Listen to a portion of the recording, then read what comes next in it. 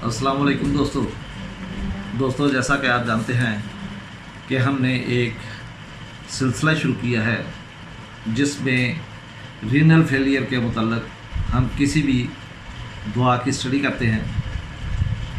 और पिछली वीडियो में भी आपने देखा होगा कि एकोनाइट, एपोसल्फिका, एपोसाइनम और मुख्तलिफ अद्वियात का हम जिक्र कर चुके हैं। लेकिन आज हम जो दुआ स्टडी करने की कोशिश करेंगे वो है टेरेमेंथिना। तो दोस्तों, सबसे पहले जब हम किसी भी दुआ को स्टडी करते हैं और कोशिश करते हैं कि सबसे पहले वो पॉइंट्स सामने लाए जाएं जिससे हमें पता चले कि ये दुआ जिस्म के किस किस हिस्से पे असर करती है। तो दोस्तों, टेरेमेंथिना, इसके 3 असर आप ध्यान में रखें। नंबर 1, बलगमी झिल्लियाँ। नंबर 2, मैदा। और नंबर 3, गुर्दे। ये 3 पॉइंट्स ऐसे हैं कि अगर आप इनको समझ लें तो आप टेरेमेंथिना की मुकम्मल तस्वीर को पहचान सकते हैं। दोस्तों, जब ये बलगमी झिल्लियों पर असर अंदाज होती है तो वहाँ पर अखराज खून होता है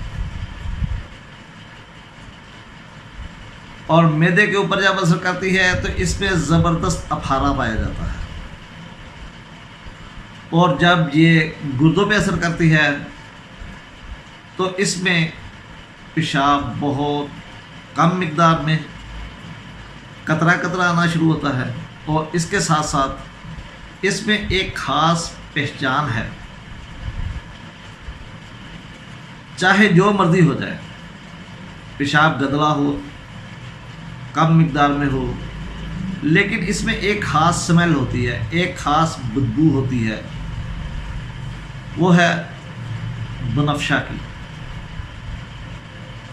अगर आपको किसी पेशेंट में सिर्फ ये एक अलामत मिल जाए, यानी कि पेशाब की बू बनफशा की तरह हो, तो आप बिला झिझक ये दुआ इस्तेमाल करें। इंशाअल्लाह रीनल फेलियर का मरीज़ शफायाब होगा।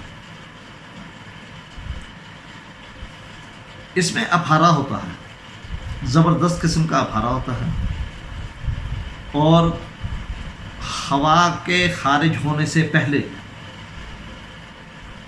पेट में शदीद दर्द होता है, जिसको हवा के अखराज से सुकून मिलता है। और इसके साथ साथ पेट के दर्द को बहाना करने के बाद भी सुकून मिल जाता है। ये ऐसी अलामत है, हवा के अखराज से पेट दर्द को सुकून मिले, ये टेरेमेंथिना के अलावा किसी में नहीं पाई जाती। इसमें जब कभी गुर्दे की तकलीफ़ होगी, ख़ास तौर पर इसमें गुर्दे में सोजिश पाई जाती है। पथरी वगैरह बहुत कम होती है, लेकिन इसमें ज़्यादातर गुर्दे में सोजिश पाई जाती है और इसका पेशाब हमेशा खून आलूदा होगा। और तीसरी बात जो ख़ास मैंने इंडिकेशन आपको बताई थी वो है पेशाब में बनफशा की सी बू। दोस्तों, टेरेमेंथिना, इसको हर बलगमी झिल्ली से अखराज खून हो सकता है। अगर हम इसके ज़ुबान को देखें तो इसकी ज़ुबान सुर्ख होती है और उस पर एक अज़ियतनाक एहसास होता है।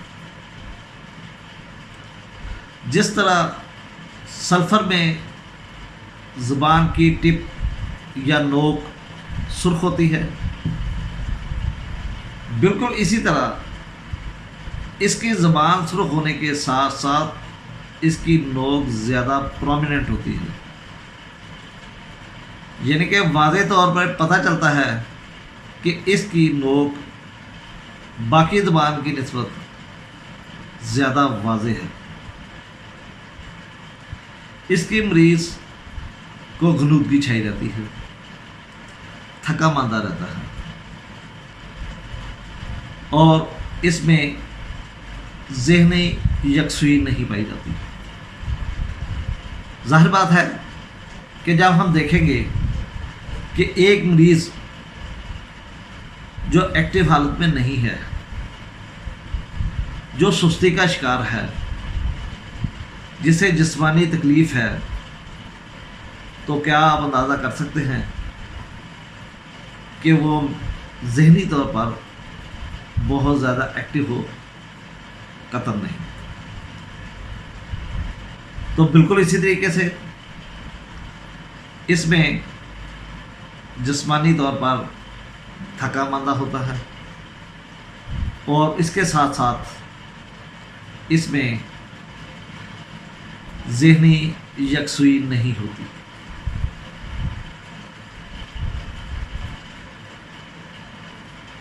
اگر آپ صرف 3 علامات اس کی نوٹ کر لیں تو آپ سمجھیں کہ ٹیرمبینتھیمیا کا پیشنٹ جب کبھی بھی آپ کے کلینک پہ آئے گا تو آپ پہلی ہی نظر میں اسے پہچان جائیں گے چند سوالات کرنے کے بعد۔ نمبر 1، اسے گردے میں سوزش ہوگی، اسے معدے میں، پیٹ میں ہوا کا اخراج ہونے سے پہلے درد ہوگی، اور جو ہی وہ ہوا خارج کرے گا اس کو افاقہ ہونا شروع ہو جائے گا۔ یا پیٹ درد ہوگی تو ہوا اور ساتھ پخانہ خارج کرنے کے بعد مریض کافی حد تک سکون محسوس کرے گا۔ زبان کا متعلق میں پہلے بتا چکا ہوں کہ اگر آپ صرف مریض کی زبان دیکھ لیں تو وہ سرخ ہوگی اور اس پہ اذیت ناک تکلیف کا احساس پایا جائے گا، اور اس کی زبان کی نوک باقی زبان کی نسبت زیادہ پرومیننٹ ہوگی۔ اگر یہ علامات آپ کو کسی ایک مریض میں مل جائیں تو وہ ٹیرمبینتھینا کے علاوہ کسی اور کا مریض نہیں ہو سکتا۔ چونکہ دوستو ہم نے دعا کی پہچان کرنی ہے،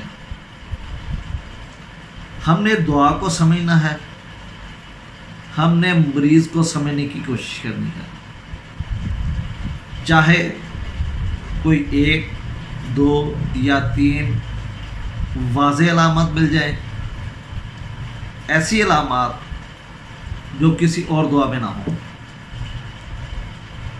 اور وہی 2 یا 3 علامات اگر آپ کے متعلقہ مریض میں پائی جاتی ہیں تو پھر آپ کی دعا 100% ایکوریٹ ہوگی، بالمثل ہوگی، اور مریض اس بیماری سے شفا پا جائے گا۔ تو ایک دفعہ پھر میں جاتے جاتے ٹیرمبینتھینا کی 3 علامات ایک دفعہ پھر بتاتا ہوں۔ نمبر 1، سوزش مثانہ گردہ، اور اس کے ساتھ پیشاب میں خون کا اخراج ہونا۔ اس کے کسی بھی قسم کی پیشاب کی تکلیف ہو اس میں خون کا اخراج پایا جاتا ہے۔ اور سب سے اہم بات کہ خون کا اخراج ہو اور پیشاب میں بنفشہ کی سمیل پائی جائے، پیٹ میں افارہ ہو اور پیٹ درد ہوا خارج ہونے سے کم ہو جائے، یا پخانہ آنے سے پیٹ درد کا سکون ہو، اور تیسری زبان سرخ رنگ کی، اس پہ اذیت کا احساس اور زبان کی نوک پرومیننٹ ہوگی، واضح ہوگی، دوسری عام زبان سے وہ زیادہ پرومیننٹ ہوگی، واضح ہوگی، علیحدہ پتہ چلے گا کہ یہ نوک، اس کی شناخت ایک علیحدہ ہے۔ ساری زبان صاف ہوگی لیکن نوک اس سے بھی زیادہ صاف ہوگی، اس سے بھی زیادہ سرخ ہوگی، جیسے کہ سلفر میں پائی جاتی ہے، لیکن سلفر میں پیشاب میں بنفشہ کی اسمیل نہیں ہوتی۔ دوستو، یہ تین باتیں ٹیرمنتھینا کی پہچان کے لیے انتہائی اہم ہیں۔ انشاءاللہ امید کرتا ہوں کہ آپ ان باتوں کو مد نظر رکھتے ہوئے ٹیرمنتھینا سے بہت زیادہ مریض ٹھیک کر سکتے ہیں، رینل فیلئر سے مریض کو چھٹکارا دلا سکتے ہیں۔ دوستو، ویڈیو دیکھنے کے بعد آپ کمنٹ باکس میں اپنی رائے کا اظہار ضرور کریں، اور اس دعا کے متعلق اگر کسی قسم کا سوال ہو آپ کرنا چاہیں تو کمنٹ باکس میں ضرور کمنٹ کریں، انشاءاللہ آپ کو اس کا پراپر جواب دیا جائے گا۔ جس چیز کی آپ کو سمجھ نہیں آئی وہ چیز مزید ڈیٹیل کے ساتھ آپ کو سمجھانے کی کوشش کروں گا۔ دوستو، اس کے ساتھ اللہ حافظ، اللہ نگہبان، السلام علیکم۔